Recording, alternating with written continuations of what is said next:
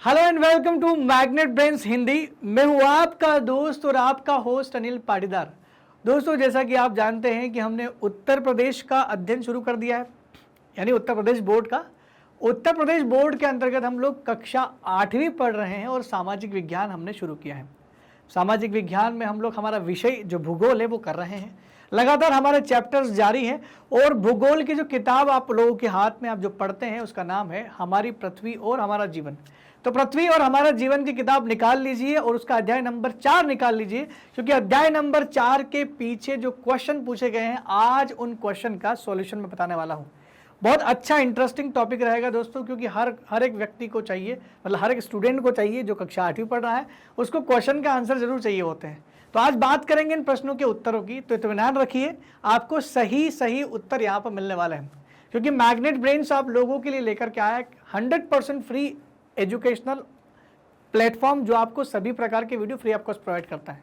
आप चाहे तो हमारे YouTube चैनल पर जाकर इन वीडियो का आनंद उठा सकते हैं, या आप चाहे तो हमारी वेबसाइट magnetbrains.com पर जाकर भी इन वीडियो का बिल्कुल आनंद उठा सकते हैं, क्योंकि यहाँ पर मिलने वाली आपको सारी की सारी चीज़ें फ्री। तो आइए दोस्तों शुरुआत करते हैं, लेकिन एक चीज़ मत भूलिएगा, कमेंट सेक्शन में कमेंट डालना बिल्कुल मत भूलिएगा। और अगर आप वीडियो देख रहे हैं तो वीडियो देखने के बाद कमेंट आपका बिल्कुल आना चाहिए। कोई फर्क नहीं पड़ता, कमेंट पॉजिटिव नेगेटिव जो आपको पूछना है आप पूछ सकते हैं। क्यों? क्योंकि आप कमेंट लिखोगे तो आपके अंदर कॉन्फिडेंस जागेगा क्वेश्चन पूछने का, इसलिए प्रश्न हमेशा पूछना चाहिए। दोस्तों, बात करते हैं चैप्टर नंबर 4 की, जिसका नाम है शक्ति के साधन। और जो सॉल्यूशन आपको करना है, जो समाधान हम लोग लेकर के आ रहे हैं, हर चैप्टर के पीछे क्वेश्चन पूछे, उसको हम लोग क्या बोलते हैं? Uttar Pradesh board solution. तो यूपी बोर्ड सॉल्यूशन के नाम से आपको मिलेगा। तो जब आपको देखना है कि आपको किसी चैप्टर का एक्सरसाइज का आंसर चाहिए, तो आपको क्या देखना पड़ेगा? आपको यूपी बोर्ड सॉल्यूशन नाम मिल जाएगा। जैसे देख लेना, चैप्टर के नीचे लिखा है यूपी बोर्ड सॉल्यूशन, तो वो उसका सॉल्यूशन होगा। आइए बढ़ते हैं, इस सेशन की शुरुआत करते हैं क्वेश्चन नंबर 1 से। क्वेश्चन नंबर 1 क्या बोलता है? निम्नलिखित प्रश्नों के उत्तर दीजिए। प्रश्न क्रमांक 1 में क ख ग घ कुछ क्वेश्चन पूछे गए हैं। अब एक करके क्वेश्चन के उत्तर जानने की कोशिश करते हैं। हमारा पहला प्रश्न, क्वेश्चन नंबर क में है, कोयला हमारे लिए किस प्रकार उपयोगी है, स्पष्ट कीजिए। तो कोयला हमारे लिए किस प्रकार उपयोगी है? मैं इसका उत्तर जरूर बताऊंगा, उससे पहले मैं आपको बताना चाहूंगा कि कोयले, इस क्वेश्चन की शुरुआत कैसे की जाए। इस क्वेश्चन के उत्तर की शुरुआत हम लोग कुछ इस तरह से कर सकते हैं। तो सबसे पहले तो कोयले के बारे में बताओ। आप पहले तो ये बताओ कि कोयला एक जीवाश्म ईंधन है। कोयला एक जीवाश्म ईंधन है जो एक अनवीकरणीय संसाधन है, ईंधन है जो एक अनवीकरणीय संसाधन है।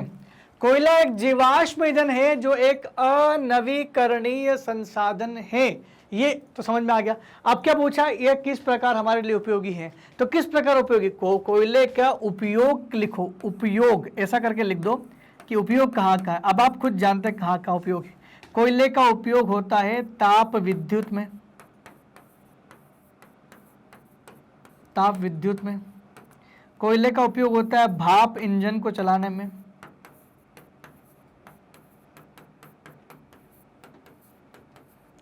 में, कोयले का उपयोग होता है लौह इस्पात उद्योग में,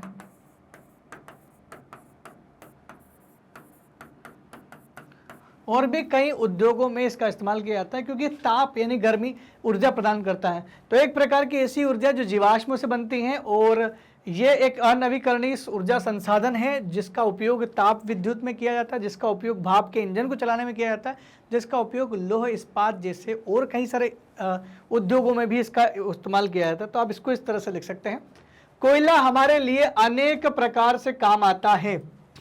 कोयला हमारे लिए अनेक प्रकार से काम आता है, जैसे रेल का इंजन चलाने के लिए, जैसे भाप इंजन जिसको बोलते हैं, जैसे कारखानों में ऊर्जा के रूप में, जैसे कि मैंने लौह इस्पात का एग्जांपल दिया, जैसे कि जलयान चलाने के लिए, जो जलयान जो होते हैं, जो बड़े बड़े क्रूज होते हैं, वहाँ पर आजकल तो दूसरा सिस्टम आ चुका है, लेकिन डीजल पेट्रोल पर भी चलते हैं, लेकिन इस पर भी चला जा सकते हैं। उसके अलावा रसोई में खाना बनाने के लिए भी इस्तेमाल कर सकते हैं, बिल्कुल डेफिनेटली किया जा सकता है कोयले का इस्तेमाल। सीमेंट में भी होता है, विद्युत उत्पादन में भी किया जाता है। तो इतने सारे काम है, तो कोयला हमारे लिए बहुत इंपॉर्टेंट है।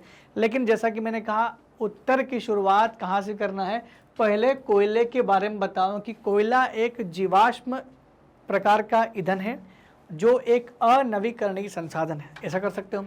आपको क्वेश्चन बड़ा करना हो तो कोयले के बारे में ये भी कर सकते हो कि भारत में कोयला कहाँ कहाँ मिलता है। आप झारखंड का एग्जाम्पल लिख सकते हो, आप पश्चिम बंगाल का लिख सकते हो, छत्तीसगढ़, मध्य प्रदेश, उड़ीसा का एग्जाम्पल लिख सकते हो। तो इतने सारे राज्य हैं जिनके नाम आप लिख दोगे तो और बेहतर उत्तर हो जाएगा, ताकि पढ़ने वाले को ये ना लगे कि कुछ कमियां रह गई। कुछ कमियां छोड़ना नहीं है। खनिज तेल कैसे निकाला जाता है? खनिज तेल होता क्या है? खनिज तेल दोस्तों पेट्रोलियम पदार्थ को ही कहा जाता है, और खनिज नाम इसलिए रखा क्योंकि इसका खनन किया जाता है, उत्खनन किया जाता है। तो पेट्रोलियम पदार्थ को खनिज तेल कहते हैं। पेट्रोलियम पदार्थ को क्या कहते हैं? खनिज तेल कहते हैं। खनिज तेल कहते हैं, पेट्रोलियम पदार्थ को खनिज तेल कहते हैं। दूसरी बात, इसे धरातल से उत्खनन की क्रिया द्वारा बाहर निकाला जाता है। बाहर निकाला जाता है। बाहर निकाला जाता है। सामान्यतः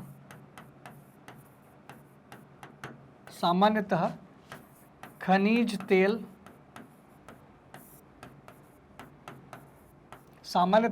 तेल अवसादी चट्टानों में पाया जाता है। अवसादी चट्टानों में पाया जाता है। सामान्यतः अवसादी चट्टानों में पाया जाता है, जिसे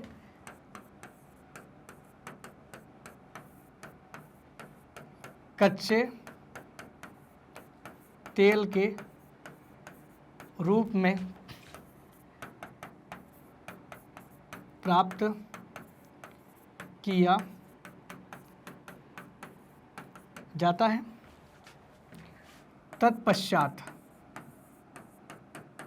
तत्पश्चात इसे परिष्करणशाला में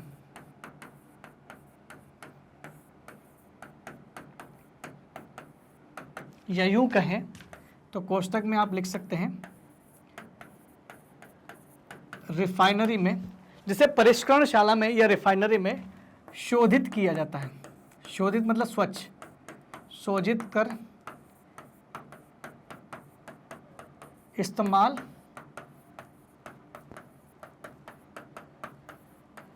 किया जाता है।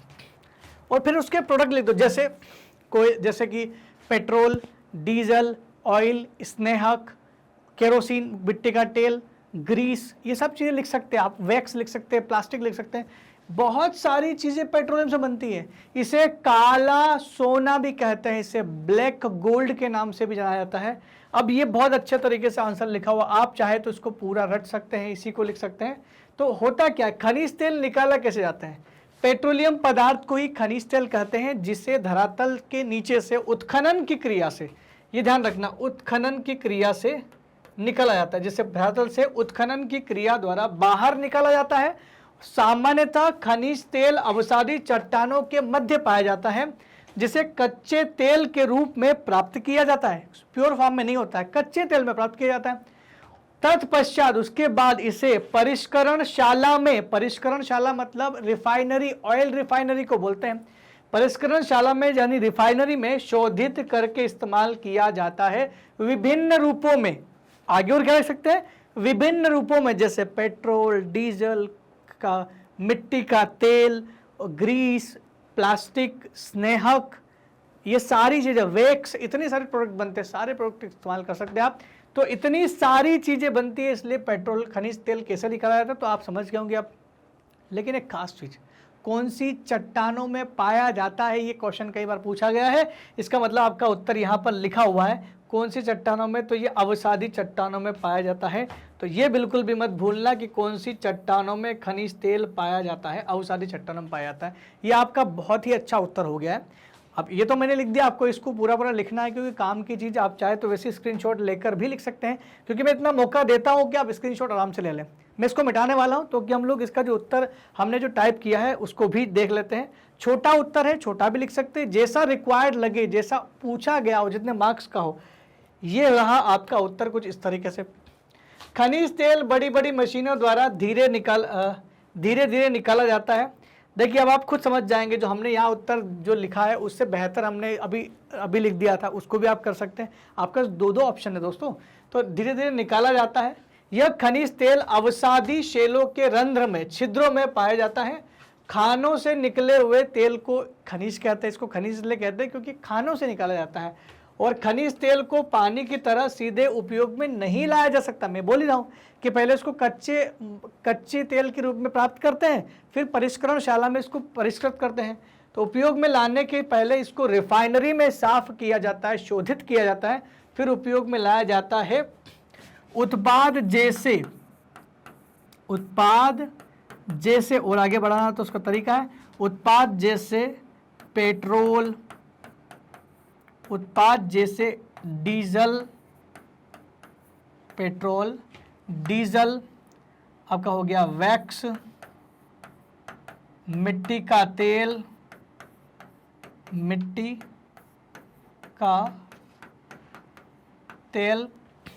का तेल के अलावा हो गया आपका प्लास्टिक के बाद हो गया आपका स्नेहक। ये सब क्या हो गए? ये सारे के सारे कहलाते हैं वो प्रोडक्ट जो खनिज तेल के रूप में जाने जाते हैं, जो पेट्रोलियम पदार्थ के साथ मिलते हैं हमें। यानी कच्चे तेल को हम लोग ये चीज़ें बना सकते हैं। इतनी सारी चीज़ें बनती है दोस्तों पेट्रोलियम से, ये अपने आप में एक काला सोना कहा जाता है। ग वाला ऑप्शन बात करते हैं, नरोरा परमाणु ऊर्जा केंद्र कहाँ स्थित है? नरोरा परमाणु ऊर्जा केंद्र कहाँ स्थित है? तो इसका तो सीधा आंसर एक लाइन में दे सकता हूं मैं। क्या दे सकता हूं? ये दे दिया, नरोरा ऊर्जा परमाणु केंद्र उत्तर प्रदेश में। सभी उत्तर प्रदेश के वासियों को पता है, लेकिन क्या ये बहुत इफेक्टिव उत्तर है? इसे इफेक्टिव बनाना है, प्रभावशाली बनाना है, अच्छा उत्तर लिखना है, तो एक लाइन तो लिखना है कि नरोरा परमाणु ऊर्जा केंद्र उत्तर प्रदेश में स्थित है। जो, अब देखो उत्तर कैसे बनेगा, जो उत्तर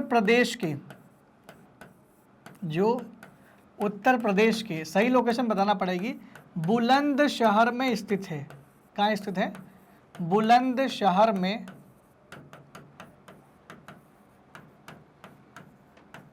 स्थित है। जो उत्तर प्रदेश के बुलंदशहर में स्थित है, यह स्वदेशी निर्मित, अपने देश के लोगों ने बनाया है, मतलब बाहर से नहीं लिया गया है, स्वदेशी निर्मित परमाणु केंद्र है, परमाणु ऊर्जा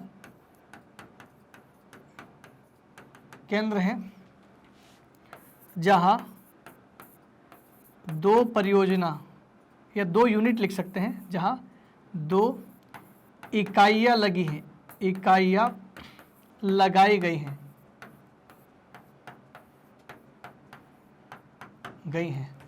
एक 1991 में लगाई थी, एक 1992 में लगाई थी। तो 2 इकाइयां लगाई गई थी यहां पर, और दोनों इकाइयां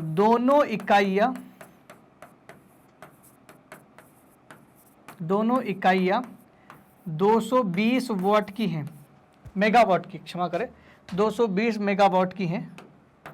तो 220 कितना हो गया? 40 हो गया। दोनों इकाइयां 220 मेगावाट की है, MW 220 मेगावाट की है। ये हो गया आपका। इसका मतलब टोटल ऊर्जा कितनी निकल रही है? टोटल ऊर्जा निकल रही है 440 मेगावाट। मतलब उत्तर प्रदेश का नरोरा जो है 440 वाट का झटका है, 440 मेगावाट का झटका है। तो इस 440 मेगावाट का जो उत्पादन हो रहा है वो बुलंदशहर में स्थित नरोरा में हो रहा है। और ख़ास बात है कि इसका 10% ऊर्जा, 10% हिस्सा किसी और राज्य को भी मिलता है। हो सकता है यहाँ से क्वेश्चन पूछ लिया जाए, नरोरा में स्थित जो बुलंदशहर में स्थित नरोरा परमाणु ऊर्जा केंद्र है, इसकी टोटल 440 मेगावाट ऊर्जा की क्षमता है, जिसमें से 10% हिस्सा किसको मिलता है? वो मिलता है 10% हिस्सा राजस्थान को मिलता है, राजस्थान को मिलता है। तो कितना मिलेगा? जल्दी से गणित लगाओ। 440 का 10% कितना होगा? 440 का 10% मतलब होता है 44 मेगावाट जो है वो किस राज्य को मिलेगा? राजस्थान को मिलेगा। ऐसे इसको उत्तर को लिखा जाता है। केवल एक लाइन में लिख दिया है। अब आप सोच रहे कि हमने फिर एक लाइन में क्यों लिखा? हमने बताने के लिए कि इस उत्तर को और बेहतर किया जा सकता है।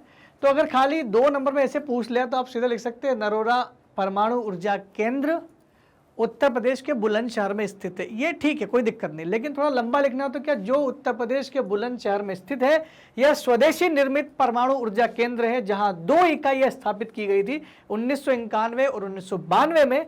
दोनों इकाइयां जो है मिलकर के 220 और 220 यानी 440 मेगावाट बिजली उत्पन्न करती है, जिसमें से 10% हिस्सा किसका है? राजस्थान का है। 44 मेगावाट राजस्थान का है। अब चीजें क्लियर हुई आपको? तो ये उत्तर आपका बहुत अच्छा हो गया। आशा करता हूं आप जल्दी से इसका स्क्रीनशॉट ले लीजिए ताकि काम का आ जाए आपको। हर एक क्वेश्चन जो आपको सही लग रहा है उसको आप जरूर लिखें। वैसे तो सारे के सारे क्वेश्चन हम लोगों ने 100% बिल्कुल आपके हिसाब से बनाए हैं। नेक्स्ट है जीवाश्म संसाधनों के विकल्प के रूप में किन ऊर्जा का उपयोग किया जाता है? जीवाश्म संसाधन क्या होते हैं? वे संसाधन जो लाखों वर्ष पूर्व पेड़ पौधे जीव जंतु के दबने से बने हैं उन्हें जीवाश्म कहते हैं। तो पहले तो जीवाश्म की लिस्ट बना लो दोस्तों। तो जीवाश्म संसाधनों का विकल्प तभी तो खोजेंगे, जैसे कोयला, क्योंकि ज्यादा ऊर्जा इसी से, ये परंपरागत संसाधन भी तो है। ये कोयला, पेट्रोलियम, प्राकृतिक गैस,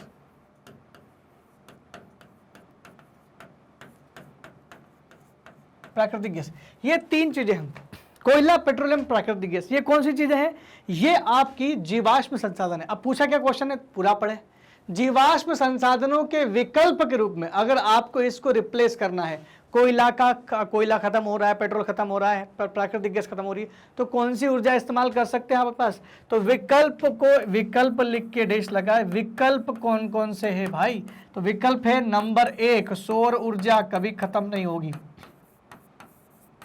कभी खत्म नहीं हो सकती। विकल्प नंबर 2 पवन ऊर्जा, कभी खत्म नहीं होगी। बहुत अच्छा, विकल्प भी ऐसा लेकर के आया है जो कभी खत्म ही नहीं होगा। तो ज्वारीय ऊर्जा ये भी हो सकता है विकल्प। जल विद्युत, ये भी अच्छा विकल्प, नदियां तो बह रही है ना, जल विद्युत तो हो ही रहा है, जल विद्युत को भी इस्तेमाल कर सकते हैं। और क्या इस्तेमाल कर सकते हैं? परमाणु ऊर्जा भी इसका विकल्प है, परमाणु ऊर्जा विकल्प के रूप में कर सकते हैं। फिलहाल तो ये बाद में इस्तेमाल करें ना, मतलब परंपरागत संसाधनों का जो आपका विकल्प है वो गैर परंपरागत संसाधन है, सीधी सी बात है। ये सारे विकल्प हो गए, ये उत्तर हो गया। तो जीवाश्म संसाधन वे संसाधन है जो बिल्कुल समाप्त होने वाले हैं, जिनके भंडार कम है, इसलिए इसका विकल्प के रूप में हम लोग सौर ऊर्जा, पवन ऊर्जा, ज्वारीय ऊर्जा, जल विद्युत ऊर्जा और परमाणु ऊर्जा को इस्तेमाल कर सकते हैं। इतनी सारी ऊर्जा हमारे पास में है। तो सारी ऊर्जा कितनी अच्छी है, इनमें कोई प्रदूषण भी नहीं करती है और काम भी आ जाती है। कुछ हद तक परमाणु ऊर्जा के नुकसान तो हैं, लेकिन बाकी ऊर्जा तो बिल्कुल सही है। चारों ऊर्जा तो बिल्कुल साफ सुथरी है। तो साफ स्वच्छ ऊर्जा को, ग्रीन एनर्जी को इस्तेमाल कर सकते हैं। तो जीवाश्म ईंधन के विकल्प के रूप में जल विद्युत शक्ति, परमाणु ऊर्जा, सौर ऊर्जा, पवन ऊर्जा जैसे और ज्वारीय ऊर्जा जैसे विकल्पों को विकल्प संसाधनों का प्रयोग कर सकते हैं। ये हमारा उत्तर होगा। चाहे तो उस तरीके से लिख दे, चाहे इस तरीके से लिख दे, दोनों तरीके से आपका उत्तर बिल्कुल सही होगा। प्रश्न क्रमांक 1 हो गया कंप्लीट। मैं आशा करता हूं कि आप सेटिस्फाई रहे होंगे, काफी अच्छे उत्तर हमने लिखे हैं उसके। नेक्स्ट क्वेश्चन है क्वेश्चन नंबर 2, सही जोड़ी बनाए। सही जोड़ी बनाए। अब आपका इस तरफ यानी एक तरफ दिया हुआ है ऑप्शंस, ऊर्जा के नाम दिए गए, और दूसरी तरफ दिया गया कौन सी ऊर्जा या कौन सा उसका संबंध किस चीज से है। जैसे कोयले का संबंध किस चीज से, तो पहले आप सारे ऑप्शन पढ़ेंगे ना तभी तो लगाएंगे। कोयला किस चीज से संबंधित है? क्या कोयला यूरेनियम और थोरियम से संबंधित है? तो बिल्कुल नहीं। कोयला का संबंध यूरेनियम थोरियम से क्यों होगा? कोयला अलग चीज संसाधन है, ये अलग संसाधन है। क्या कोयले का संबंध तारापुर से है? तो तारापुर में तो परमाणु ऊर्जा केंद्र है, तो वो परमाणु ऊर्जा केंद्र से हो सकता है। झारखंड और छत्तीसगढ़ का संबंध क्या कोयले से? क्या कोयला झारखंड में मिलता है?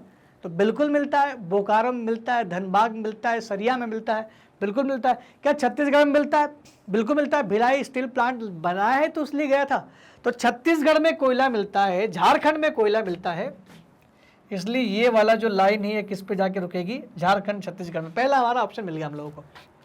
दूसरा, खनिज तेल। खनिज तेल क्या है? क्या खनिज तेल यूरेनियम थोरियम है? नहीं है। क्या तारापुर खनिज तेल से संबंधित है? खनिज तेल मतलब पेट्रोल। भारत में पेट्रोल निकलता कहाँ पर है? क्या असम में पेट्रोल निकला, या बॉम्बे हाई पेट्रोल के लिए सब प्रसिद्ध है? ये दोनों की दोनों जगह ही तो प्रसिद्ध है। भारत का पहला तेल का कुआं असम के डिगबोई में खोदा गया था। नाहरकटिया में भी मिलता है असम में। उसके अलावा भारत में सबसे ज़्यादा पेट्रोलियम खनिज तेल मिलता है बम्बई के पास समुद्र में, उसका नाम है बॉम्बे हाई।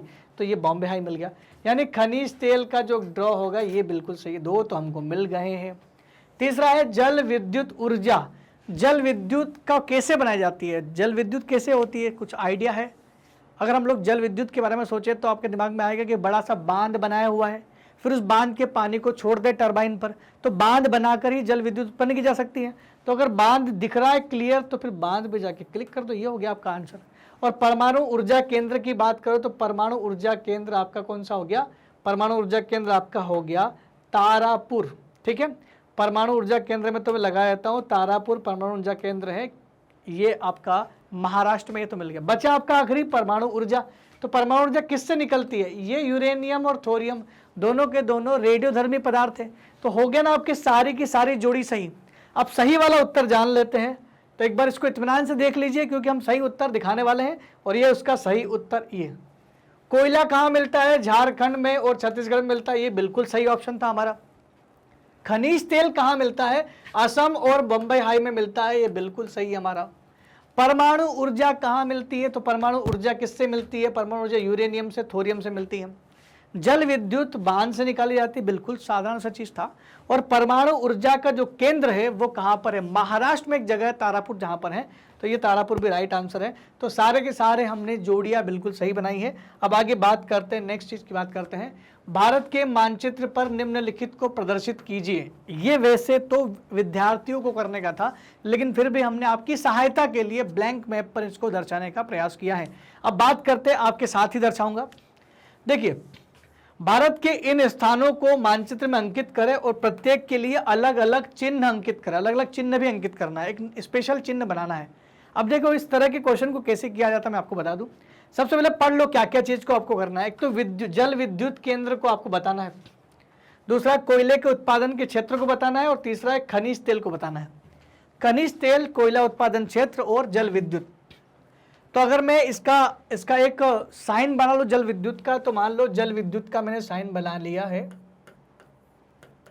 ये आपका जो जल विद्युत हो गया। ठीक है, जल विद्युत का मैंने साइन बनाया है कुछ इस तरह से, त्रिशूल जैसा साइन बना लिया है। ठीक है, और दूसरा मेरा जो पॉइंट है वो है कोयला। कोयला का जो है इसका साइन हम लोग बना देते हैं कोयला। कोयला का साइन हमने कुछ स्टार की तरह, डायमंड की तरह बना लिया, ये बना लिया कोयले का। खनिज तेल की बात करें, खनिज तेल की बात करें तो खनिज तेल का साइन हमने कुछ बॉक्स में बना लिया ऐसा,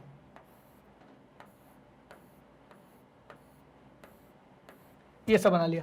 आपको तीन अलग अलग साइन मिल गए। तो इस तरह के क्वेश्चन में सबसे पहले आपको साइन बताने पड़ेंगे कि सबके अपने अपने संकेत अंकित करें। अब आपने साइन बना लिया, अब देखो कहाँ दर्शाना है। जल विद्युत केंद्र आपको कहाँ दर्शाना है? भाखड़ा, नांगल और हीराकुंड में दर्शाना है। तो एक एक करके अब ब्लैक मानचित्र पे आते हैं। अब आपका समय आ गया है ब्लैक मानचित्र को करने का। तो सबसे पहले ब्लैक मानचित्र निकाल लेते हैं। ये आ गया आपका ब्लैक मानचित्र, निशान अब भी आपके सामने है। सबसे पहले क्या बोला उन्होंने? जल विद्युत केंद्र का नाम। जल विद्युत केंद्र में दो जल विद्युत केंद्र के नाम यहाँ पर दिए गए। एक तो क्या था? भाखड़ा नांगल और हीराकुंड। तो भाखड़ा नांगल में लिखा हुआ पंजाब में है ये, तो पंजाब में सतलज नदी पर है। तो देखिए भाखड़ा नांगल पंजाब में आपको दिख जाएगा यहाँ पर। ये आपका पंजाब राज्य, देखिए ये आपका जम्मू एंड कश्मीर है, ध्यान से देखना इसको। जम्मू कश्मीर के नीचे यहाँ आपका हिमाचल प्रदेश है, ये हिमाचल प्रदेश के नीचे ये रहा आपका पंजाब। तो पंजाब में आपको बनाना है क्या, जल विद्युत का साइन बनाना है। तो जल विद्युत का साइन कैसे बनाओगे, इस सबको मिटा दो, ये काम की चीज़ नहीं है। अब यहाँ पर हमें बनाना है जल विद्युत का साइन, ये बना दिया। तो जल विद्युत कहाँ होगी आपकी, भाखड़ा नांगल में। लेकिन दूसरा क्या, हीराकुंड, हीराकुंड बांध उड़ीसा में है, और ये रहा आपका उड़ीसा ये। तो हीराकुंड बांध का साइन यहाँ बन गया उड़ीसा में। ब्लैंक मैप में कैसे पहचानते हैं, तो ब्लैंक मैप में आपको पहचानना पड़ेगा। कुछ राज्यों के शेप इस तरीके के यूनिक लगते हैं, जैसे कि मध्य प्रदेश का बिल्कुल यूनिक है, उसके ऊपर उत्तर प्रदेश है, उत्तर प्रदेश के नीचे मध्य प्रदेश, मध्य प्रदेश के नीचे छत्तीसगढ़ आता है, और छत्तीसगढ़ के साइड में आता है उड़ीसा। तो यहाँ पर आपने दो साइन बना दिए किसके, जल विद्युत के, एक हो गया भाखड़ा नांगल, एक हो गया हीराकुंड। बहुत आसान था। फिर नेक्स्ट देखते हैं कोयला उत्पादन क्षेत्रों के नाम, बोकारो और रानीगंज। तो देखिए बोकारो कहाँ पर, ये तो आपको याद रखना पड़ेगा, लगातार क्लासेस में बात करते हैं। बोकारो जो कोयला उत्पादन क्षेत्र है वो आपको मिलेगा झारखंड में, और रानीगंज मिलेगा आपका पश्चिम बंगाल में। तो कोयले का साइन क्या है, स्टार बनाना है। तो ये बिहार है, ये उत्तर प्रदेश है, यूपी, ये बिहार है आपका जस्ट पास में, और बिहार के नीचे आता है आपका झारखंड, जहां पर आपको क्या लगाना है, स्टार बनाना है। और झारखंड के साइड में ही आपका आ गया कौन सा, पश्चिम बंगाल। दोनों पास पास है, तो यहाँ पर बना दिया आपने स्टार। तो ये आपका काम हो गया स्टार वाला भी। तीसरा आपका खनिज, खनिज में दो जगह नाम दिए उसने, असम और क्या दिया है, बॉम्बे हाई। देखो बॉम्बे हाई और असम दोनों दिया है। तो असम कहाँ पर आएगा, असम राज्य आपका आएगा, ये यहाँ पर असम राज्य, ये दिख रहा है, एक पक्षी के जैसा दिखता है असम, इस जगह पर ये असम राज्य आपका कुछ इस तरीके से है, ये असम राज्य हो गया। इस असम राज्य में आपको क्या बनाना है, आपको एक खनिज तेल जैसा बनाना है, बॉक्स बनाना है। तो बॉक्स बना देते हैं हम लोग, बॉक्स बनाना है, तो ये बॉक्स बना दिया आपका, ये असम राज्य में ये बॉक्स बन गया। तो बॉक्स से पता चला कि खनिज तेल यहाँ पर है। और दूसरा जो पॉइंट दिया है वो दिया बॉम्बे हाई में, ये यहाँ पर बम्बई यहाँ पर है, और बम्बई से कुछ दूर समुद्र में यहाँ से हम लोग तेल निकालते हैं, ये बॉम्बे हाई आपका हो गया ये। तो ये बॉक्स यहाँ पर बन गया। अब जो चित्र में पता चल रहा है, साइन दिए, विशेष साइन भी दे दिए हम लोगों ने अलग अलग, और एक एक जगह भी देख ली। देखिए ये पंजाब में भाखड़ा नांगल बांध, और यहाँ पर हीराकुंड बांध आ गया उड़ीसा में। उसके अलावा आपका झारखंड में कोयला, पश्चिम बंगाल में कोयला। पेट्रोलियम की बात करें तो असम में मिलता है, और या बम्बे हाई में मिलता है, दोनों जगह मिलता है। तो चित्र में आप आराम से इस तरह से दर्शा सकते हैं। तो अपना एक यूनिक साइन ले लो, जरूरी नहीं कि जो टीचर ने बताया वो साइन ले लो, जो संकेत आपको अच्छे लगते हैं, आप कुछ भी बना सकते हैं जो अच्छा बना सकते हैं, वो तो बहुत आसान से संकेत मैंने ले लिए। तो ऐसे किसी भी संकेत को आप संकेतित करके आसानी से लिख सकते हैं। दोस्तों यहाँ समाप्त होता है हमारा पाठ क्रमांक 4 शक्ति के संसाधन का सॉल्यूशन। मैं आशा करता हूं कि सभी उत्तर आपको बड़े अच्छे लगे होंगे, और ये जो चित्र वाला मैंने बताया है, मानचित्र को कैसे ड्रॉ करना, ये भी आपको समझ में आया होगा। दोस्तों अगर यूपी बोर्ड के जो लेक्चर हम लोग आपको प्रोवाइड कर रहे हैं, ये आपको वैसे यूट्यूब पे सारे मिल जाएंगे। अगर आप यूट्यूब पर हमारे चैनल को सब्सक्राइब करते हो तो आपको डेली रूटीन में रोज के रोज आपको इनके नोटिफिकेशन भी मिल जाएंगे। लेकिन फिर भी कुछ वजह से आपको ये मिल नहीं पा रहे हैं, या आप इनको ढूंढ नहीं पा रहे हैं, यूट्यूब पे कोई समस्या हो रही है, तो घबराने की जरूरत नहीं है। आप चाहे तो हमारी वेबसाइट को इस्तेमाल कर सकते हैं, जिसका नाम है magnetbrains.com। आप जैसे हमारी वेबसाइट पर जाएंगे, वहां आपको मिलेगा India's number 1 100% free online educational platform. यहाँ पर आपको करना है कि आपने टॉप कोर्सेज को एक्सप्लोर करना है। जैसे अपने टॉप कोर्सेज को एक्सप्लोर करने में आप नीचे देखोगे तो आपको बहुत सारे ऑप्शन मिलेंगे, लेकिन आपको जाना है सीधे अपने ऑप्शन बिहार बोर्ड पर। बिहार बोर्ड क्लास 8वीं से क्लास 12वीं तक आपको यहाँ मिलेगा, जहाँ पर आपको अपनी क्लास पे ध्यान देना है। क्लास 8 क्लिक करो, जैसे क्लास 8 पर क्लिक करोगे आपके पास यहाँ पर ऑप्शन आ जाएगा भूगोल। यहाँ पृथ्वी और हमारा जीवन, इस पर क्लिक करिएगा। यहाँ वॉच नाउ लिखा है, जैसे वॉच नाउ पर क्लिक करेंगे आपके सामने ऑप्शन आ जाएंगे वॉच ऑल वीडियो। बाकी सारी चीज़ें आप पढ़ सकते हैं, देख सकते हैं, लेकिन आपको वॉच ऑल वीडियोस पर कॉन्सेंट्रेट करना है, क्योंकि सारे वीडियो की जानकारी इसके नीचे एक के बाद एक अपडेट होकर आपके सामने आ जाएगी। अब आप क्या करेंगे, लेक्चर 1 पर क्लिक करिए। जैसे लेक्चर 1 पर क्लिक करेंगे आपका लेक्चर हो जाएगा शुरू। दोस्तों वेबसाइट से पढ़ने का फायदा है, कोई एड, नो ब्रेक्स, कोई डिस्टर्बेंस नहीं होता है, फालतू की वीडियो के लिंक इसमें नहीं आएंगे, खाली पढ़ाई पर ध्यान दिया जाएगा। इसलिए आप वेबसाइट का इस्तेमाल कर सकते हैं, क्योंकि दोस्तों मैग्नेट ब्रेन्स आप लोगों के लिए लेकर के आया है, खासकर आप ही लोगों के लिए लेकर के आया है 100% मुक्त शिक्षा, जो क्लास 8 से क्लास 12 तक के उत्तर प्रदेश के मेरे सभी साथियों के लिए बिल्कुल फ्री ऑफ कॉस्ट है। आप चाहे तो हमारे चैनल को लाइक, शेयर, सब्सक्राइब कर सकते हैं। साथ ही साथ अगर आपको अच्छा लग रहा है हमारा वीडियो तो कमेंट भी कर सकते हैं। तो कमेंट करिए, लाइक करिए, शेयर करिए और सब्सक्राइब करिए, और देखना ना भूलें मैग्नेट ब्रेन्स हिंदी चैनल। तब तक के लिए दोस्तों धन्यवाद, थैंक यू वेरी मच।